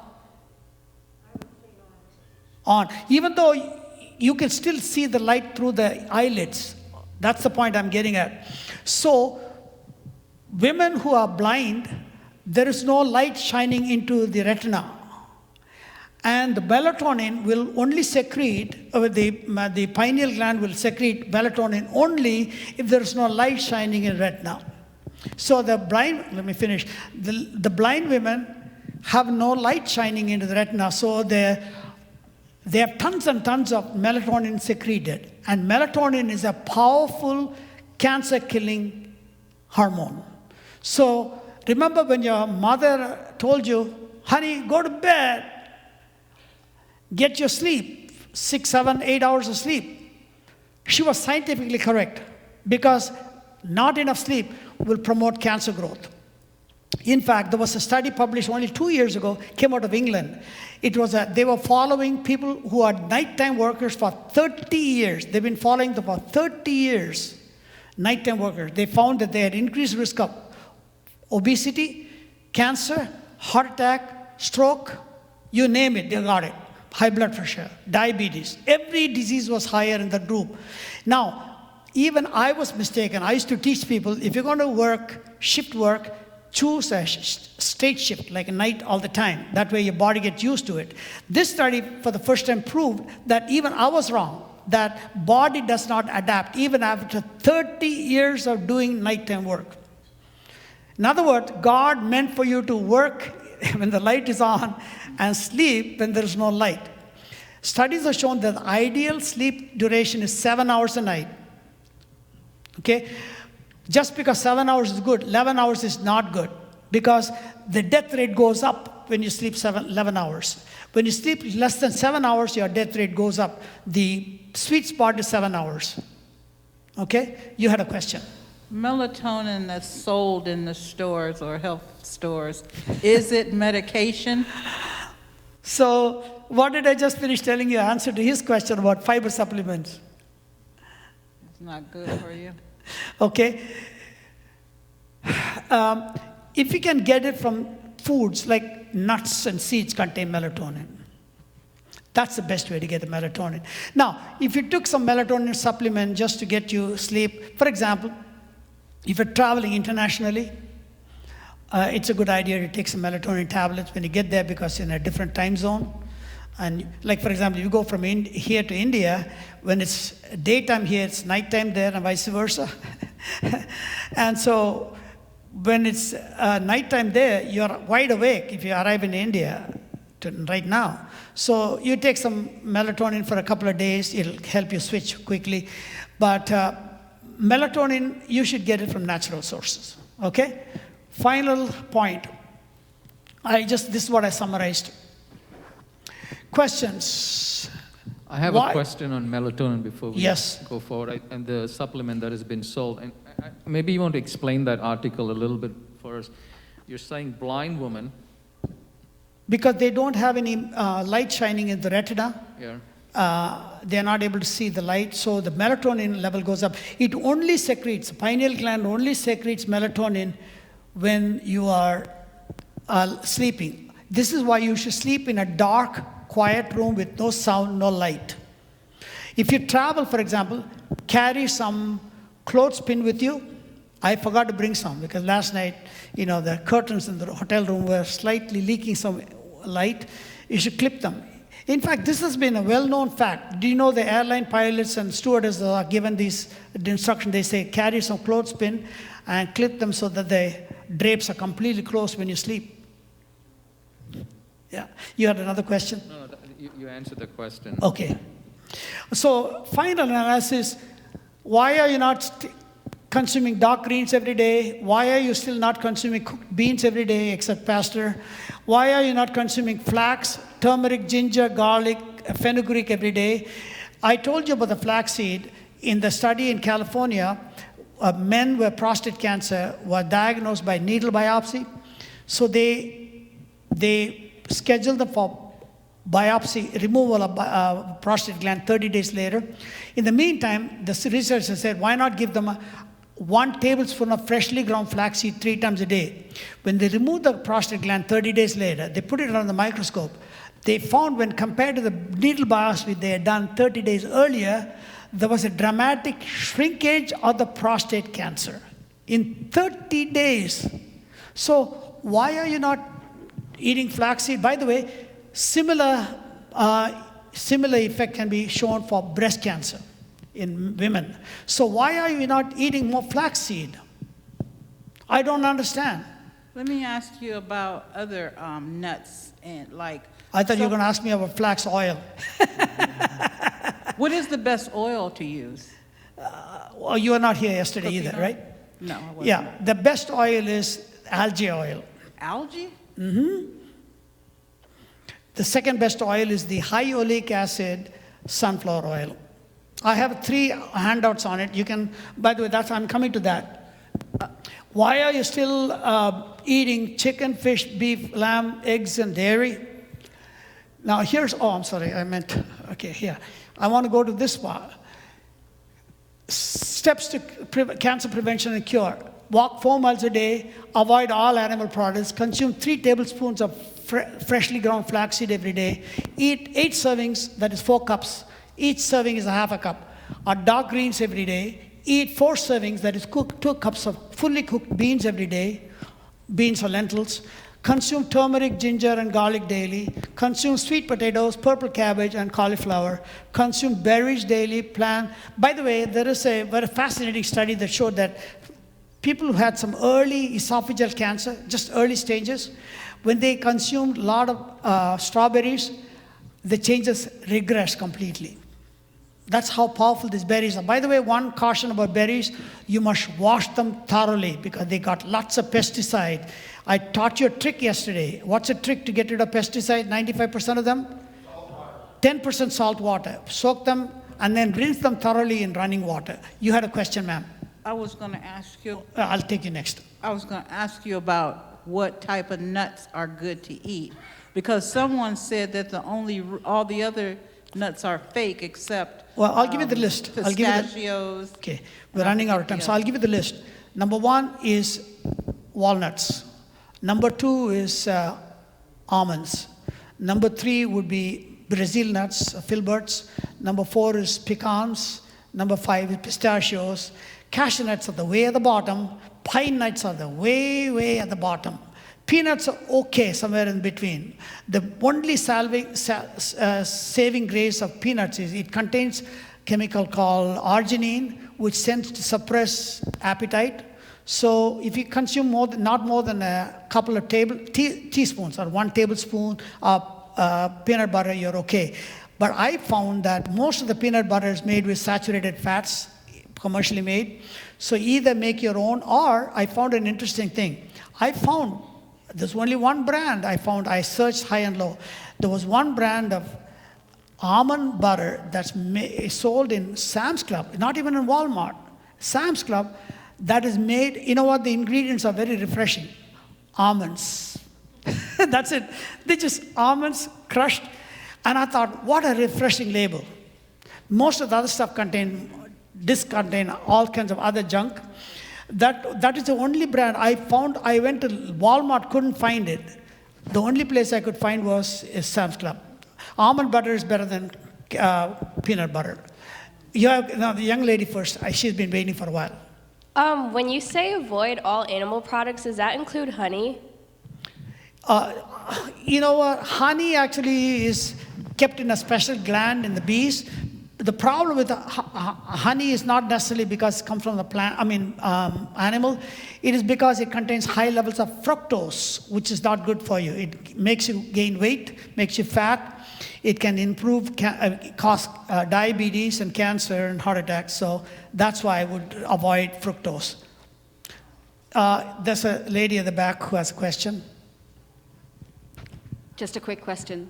For the nuts, roasted or raw? Raw is the best, but if you don't like raw nuts, you can toast it lightly. It takes like 2-3 minutes to roast them in the oven, and unsalted is what I prefer. When I travel quite a bit, I travel about, I told you, 4 hours each way sometimes, and I carry a bag of raw pecans, almonds, and for some reason, I don't care about walnuts. I'll eat them, but my favorites are pecans and almonds, which are second and third, which is okay by me. I carry a bag of those raw, unsalted. I munch them. They're good for you. But, by the way, don't eat more than a handful, because then you can gain weight on nuts if you eat a lot of them. Okay? Yes, you had a question there? Yeah, my question is, what is the good amount? I'm sorry? What is good amount of nuts someone can eat per day? Handful. What fits in your palm of your hand. Okay. I've got a question, Dr. C. So many of the recommendations you're making are benefits that you should implement before you have an event or a cancer or something like that. Let's say somebody is suffering from a stage 1 or stage 2 issue of a cancer of any kind. What is your recommendation for established care, like what physicians are recommending as far as intervention, and balancing that with what you're recommending? None of the recommendation I made will interfere with your conventional treatment. I do not recommend. I am a board-certified MD. I believe in modern science. I don't believe that there's a cure in modern science for every ill you have, but I believe in chemotherapy. I believe in balloon angioplasty. In fact, I published the first paper on benefits of angioplasty in a heart attack about 20 years ago. So I believe in modern medicine. So I do not want anybody to stop the chemotherapy and go on this stuff. You can do this in addition to your standard therapy. You'll get more benefits. You will not have it, none of it, the best of my knowledge, will interfere with your conventional treatment. Okay, any other question? Yes, ma'am, you have a question. You got a microphone. Give him a microphone, please, here. Yes, go ahead, ma'am. What do you recommend for sweetener? Sleep? A sweetener. Sweetness, erythritol. What is that? Erythritol, erythritol.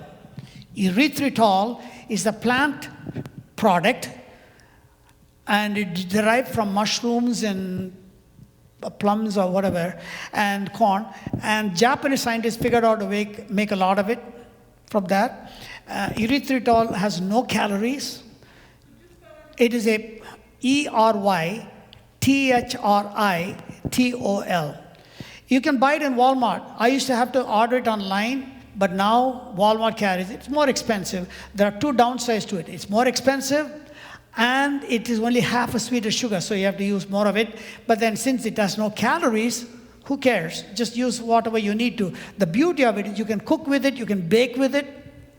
Now, Rajan and I were talking yesterday, and he said he doesn't like the aftertaste of erythritol. There's a solution for it. I've experimented with it. If you add a tiny amount of either the stevia, in fact, Walmart sells a combination of erythritol and stevia. It masks the flavor, each other. They both have some aftertaste. Now, worst comes to worst, if you can't use it, you add a tiny amount of regular sugar to it, like you have 90% erythritol, just a 5% of regular sugar. You are taking such a small quantity of sugar, it's not going to make a difference, and it will mask the taste, and you can use it. What about blackstrap molasses? Say that? What about blackstrap molasses? All of them contain fructose. Yes, you have a question, sir. What is it about the cashew bean that causes, or nut rather, that causes it to be on the bottom of the line? The cashew nut, why is it not Cashew nuts good? have no fiber, hardly any fiber. It tastes sweet. Love cashew nuts. I love cashew nuts. By the way, I love raw cashew nut. Have you ever tasted raw cashew nut? Tastes sweet, absolutely sweet. However, it has no fiber. Look at the almonds. You'll see about, I think, 2 to 1 or 2.5 to 1 ratio, carbohydrates to fiber ratio, whereas cashew nuts like 10 to 1 or 20 to 1, something like that, almost no fiber. That's a problem with that. Pine nuts are the worst. They have almost no value. I don't know why pine nuts are so expensive in the market, but I would not use pine nuts in my cooking. One last question, we have to quit. Any other question?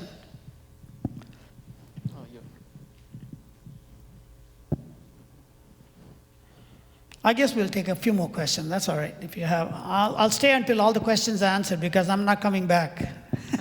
Not that I don't like you people. It's expensive to travel, and your church has to, bear the cost. So I want to answer as many questions before I leave. Any other questions? Why does anything that's nutritious doesn't taste I'm good? sorry?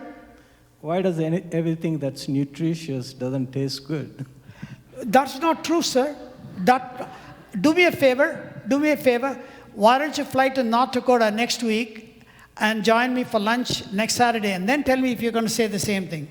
I bet you would change your mind. I'll tell you the story, how I started this project in Grand Forks, North Dakota. About a few years ago, by the way, I put the first stent in human being in North Dakota. When the stents came out, I put it in a patient.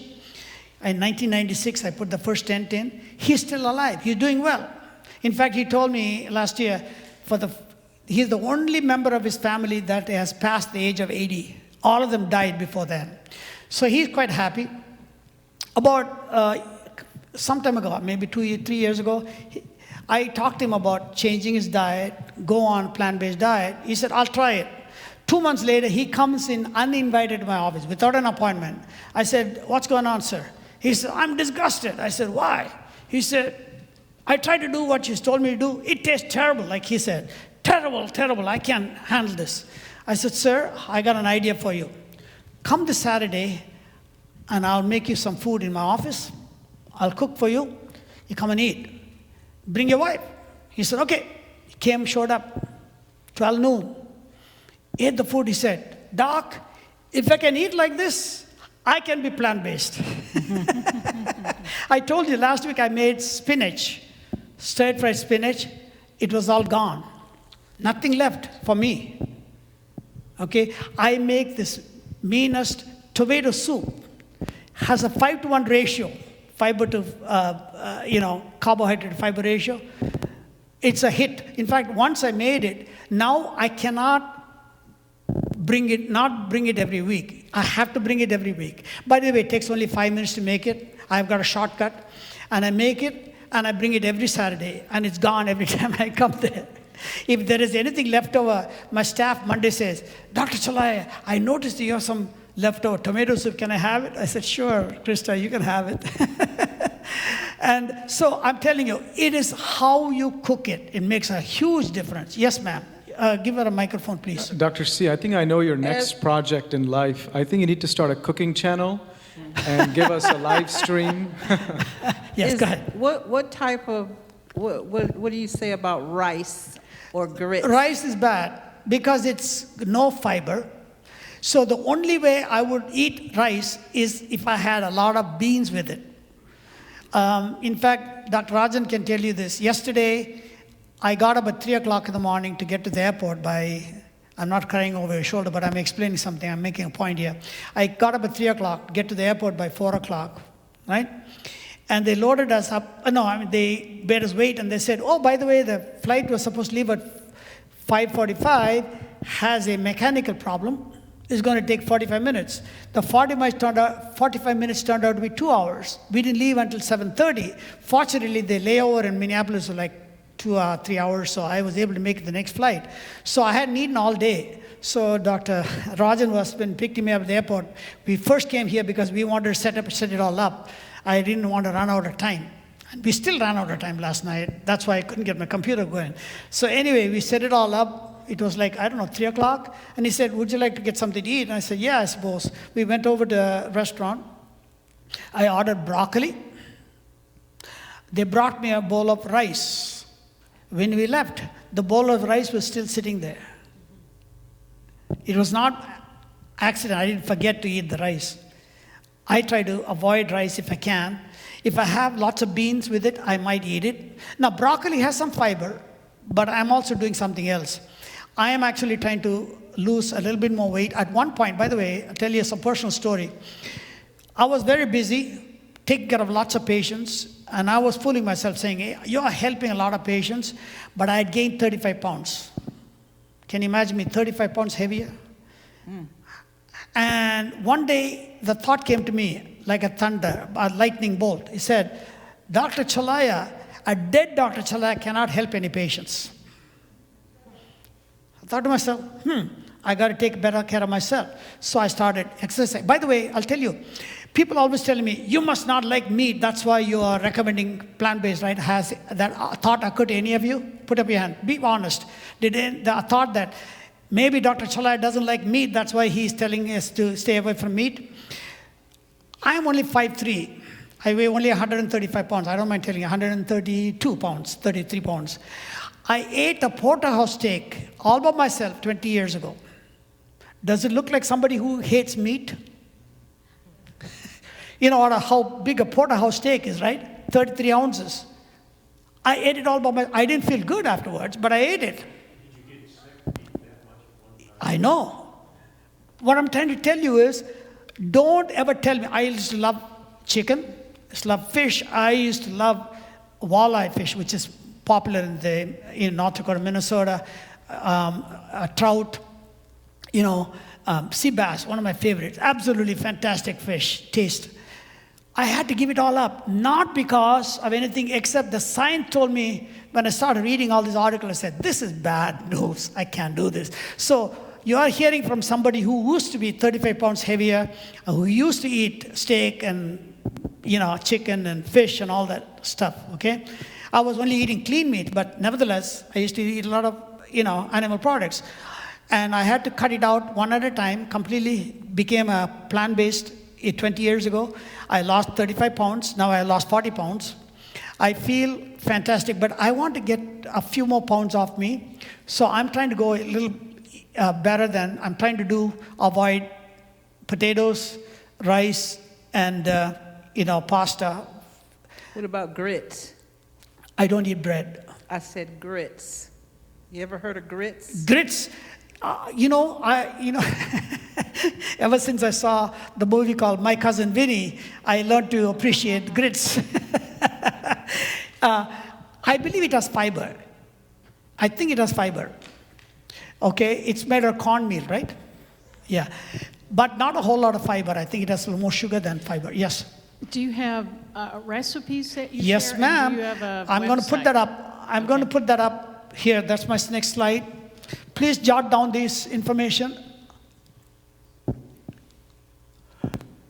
You can get more information by listening to my weekly show. I have a weekly show.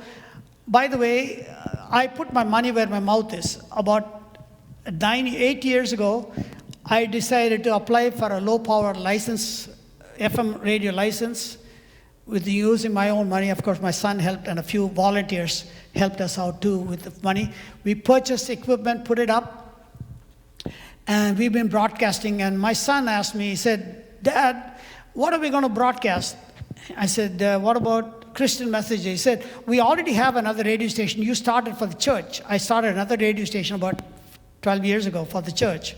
And we were rebroadcasting 3 ABN messages, gospel messages.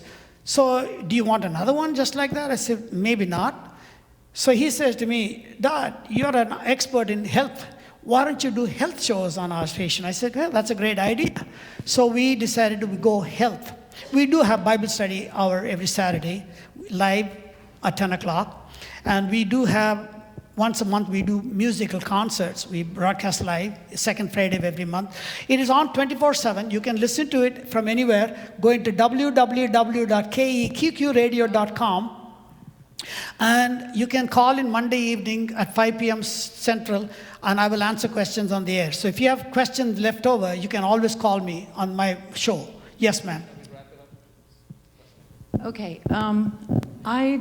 I'd heard that sometimes you need to eat things together to make a complete protein like rice and beans. I don't know if you want to comment on that. Yes. 40 years ago, that was we were taught in medical school. We found I'll tell you the scientific basis for it. Out of the 26 or 27 amino acids, there are about 9 of them, I think. Dr. Rajan, do you remember? Essential amino acids, about 7 or 9 of them are called essential. That means these are the amino acids you cannot produce in the body. Many of the amino acids, if you give them one, the body will convert into another one it needs. But there are about 7 or 9 of them. I don't remember the exact number. They're called essential amino acids. The body has to supply those amino acids from outside source. So we were taught, the medical school and later years, that you have to have, each meal should have all the 7 or 8 9 amino acids, essential amino acids in every meal. Studies have shown that it's not necessarily true. If you get it during the day, it's okay. For example, potatoes contain all of the 7 essential amino acids except 1, which is lacking. Wheat bread contains all the essential amino acids except 1. The one that's missing in potatoes is present in wheat bread, and the one that's missing in the wheat is present in potatoes. So if you had a meal with potatoes and bread at the same time, high fiber bread, you're getting all the amino acids that you need, essential, at the same time. That will be the way to solve the problem. But recent studies have shown that if you get it within the 3 meals, you're okay. You don't need to eat all of that together at the same time. So to finish up, you can also subscribe to my free monthly newsletter. Send an email to drchelliah@heartnd.com. By the way, when this guy said he could be a vegetarian, a vegan, by the way, I don't like to use the word vegan. You know why? Vodka is vegan. Beer is vegan. French fries are vegan. So one of my friends said, hey, you know what? Doc, you want me to vegan? I will drink beer and eat potato chips and, French fries. So I use the word whole foods, plant-based. Okay? So this is how I started serving lunch every Saturday. I've been doing it for 7 years now. So if you want to learn how to enjoy food, fly to North Dakota. I'll serve you food. Any questions? Yes. I wanted to ask about the dressing for the vegetables. Dressing. Like, for example, salad dressing you're talking about? Yes. Yeah, the best dressing is probably oil and vinegar. A small amount of olive oil.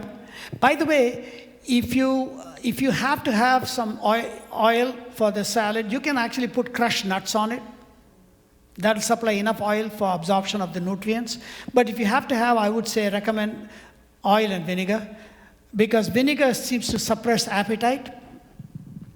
And small amount of oil will help you absorb the vitamin D and other vitamins, fat-soluble vitamins. So that will be my recommendation. I would stay away from milk-based product, yogurt-based product like ranch dressing. No, bad idea. Any other questions? Yeah, we've taken 2 hours. So thank you all. I hope you benefited from some of the information we provided. Well, thanks for coming.